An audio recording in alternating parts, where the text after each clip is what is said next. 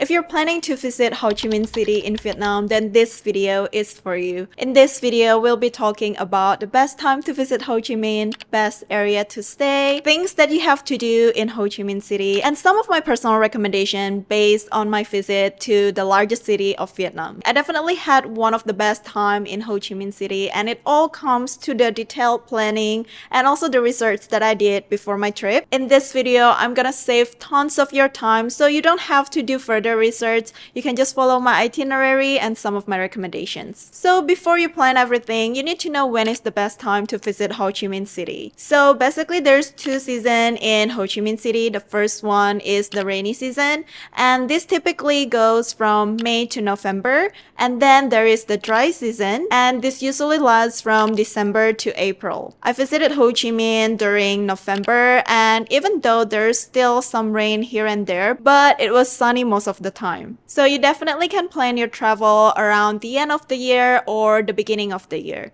The time that you definitely want to avoid is during April, because this is the hottest month of the year. So the temperature during April can get to 39 degrees Celsius, so it's very hot. Now that we have covered the best time to visit, it's important to plan the area where you want to stay when you're staying in the city. Area that you stayed at will affect a lot of your experience during your visit. So I'm gonna break down some of the best area to stay in the city. The first one is called District 1, and this is personally where I stayed when I went to Ho Chi Minh City. I chose this place because this is technically the heart of the city, and also it's kind of like the central hub for the tourists. Most of the iconic landmarks, the good restaurant, basically like the must visit place for first timer is in this area. And if you stay in this area, you can pretty much walk from like one place to the other place, which is what I did, and it just enhanced the entire experience because I feel like I got to see more of Ho Chi Minh and I don't have to spend too much time getting from point A to point B. The next best area to stay is called District 3. So this district is more quiet and more local compared to District 1, but it's still very convenient to walk to the major attractions.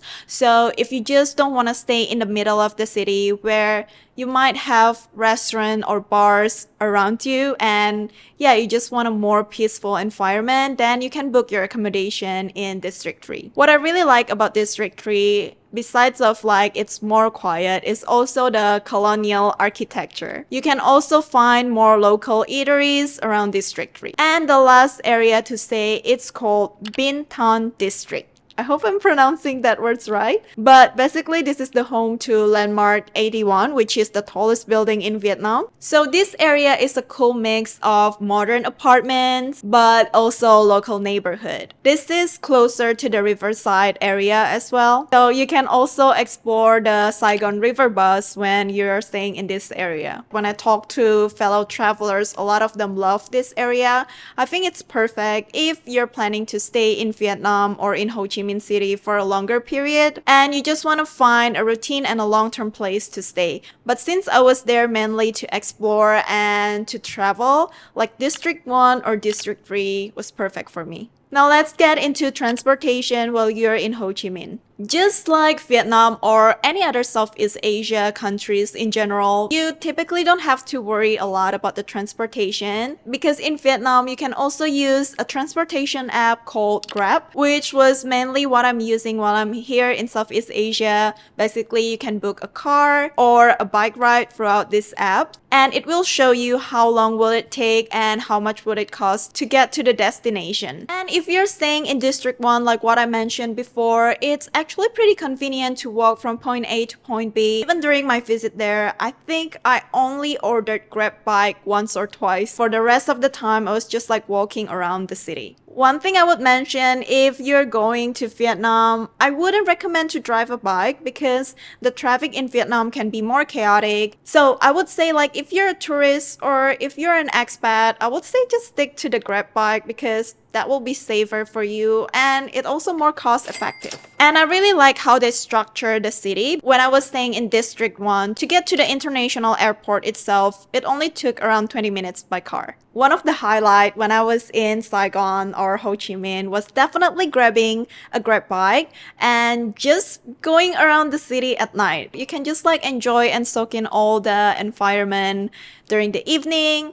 Ho Chi Minh is a very vibrant city, and it definitely feels like the city comes to life during the evening. So yeah, it was really nice just like booking a Grab ride and just like going around the city. You can also book a hop on hop off. It's basically the red bus that will take you throughout all the landmarks in the city. Unfortunately, I didn't have time to do that, but yeah, if you have time and that's something that you want to do, you can definitely go to the hop on hop off website and book it from there. I believe they have several different time slots during the day, but I would recommend to book around 5 to 6 p.m. so you'll get to enjoy the sunset. Now let's talk about the payment method when you're in Vietnam. So if you have Visa or MasterCard, most of the places, the restaurants or the mall, they accept this type of cards. So you can do that as a payment method, or you can also withdraw cash from the ATM machines there. My recommendation, if you're using an international card to withdraw Vietnamese dong, is to use Vietcombank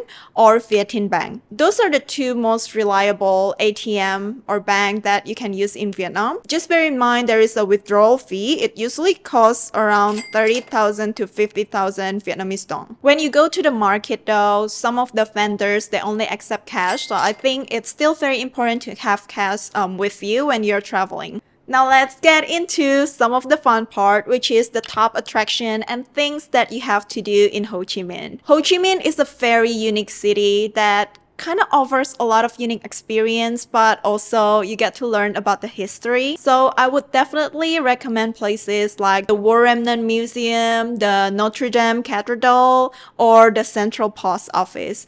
Unfortunately, when I go this year in 2024, the Notre Dame Cathedral is still under renovation, and I heard it's expected to be done in 2027, so it's gonna take a while, but it's still very nice to just see from the outside. So yeah, I would highly recommend to go to this place together with the Central Post Office. So the Central Post Office itself is the biggest post office in Vietnam, and it's very unique because when you go in there, they still keep some of the interior design like how it was before, so you can see the colonial style.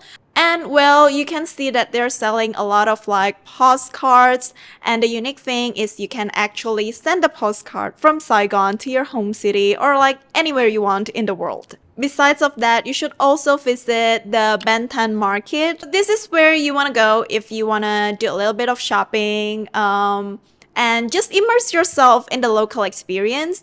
There you can find everything that you need, from souvenirs like t-shirts, scarf, even coffee and tea, and they also have some small stalls that sells food inside. Just bear in mind that you always want to try to haggle because sometimes they just increase the price, like triple the original price most of the time. So here you gotta use your haggle skills. One of the places that I found really interesting was the War Remnant Museum. So basically this is the museum of the Vietnam War. I honestly didn't know much about the Vietnam War or how it affected the Vietnamese before I went to this museum, and I just gotta say, like, it was very eye-opening, and I think it was amazing to learn more about the country where you're visiting. From Ho Chi Minh City, you can also take some day trip. Some of the popular ones are visiting the Chu Chi tunnels. This usually covers like an informative day trips about the underground network the Vietnamese used during the Vietnam War. So Chu Chi Tunnels is located 70 kilometers away from Ho Chi Minh City. So to go there, it usually takes around 1.5 to 2 hours by car or by bus. Besides of the historical landmark, I would highly suggest to visit the cafe apartment. Basically, this is the one building of old apartment that the local turned into several different cafes. But basically, they also have like a salon or spa place and also some souvenir shop inside. I would recommend to go here during the evening because it was very nice to just like sit down at one of the cafe and you'll get the view of the entire city from above. Next one is to try the egg coffee. If you're planning a trip to Vietnam, then beside of banh mi, pho, and all of the amazing Vietnamese food, you definitely have to try their coffee. And they're very famous for the egg coffee. The one that I went in Ho Chi Minh is called Hanoi egg coffee. Basically, they mix egg yolk with their coffee, and surprisingly, it tastes like dessert. It honestly tastes like tiramisu. But yeah, if you guys try it, let me know what you think about the egg coffee. Now, for all my girlies, if you go to Vietnam, you definitely gotta do your beauty maintenance there. As someone who loves to get the beauty maintenance, like getting my nails done, lashes done, hair done, I gotta give it to Vietnam. From the quality, the price, everything is amazing. The one that I went was called the Private Spa, and that's also where I got my nails done. I also got my eyelash extension, and what else did I get done? Oh, okay. My brows done, and I just tried their hair spa. Everything was amazing. Like the quality is amazing, and yeah, their attention to details is chef kiss. So if you're going to Ho Chi Minh, definitely check out the Private Spa. And Vietnam is also well known for the shopping district. So you can definitely go around and check out different shops.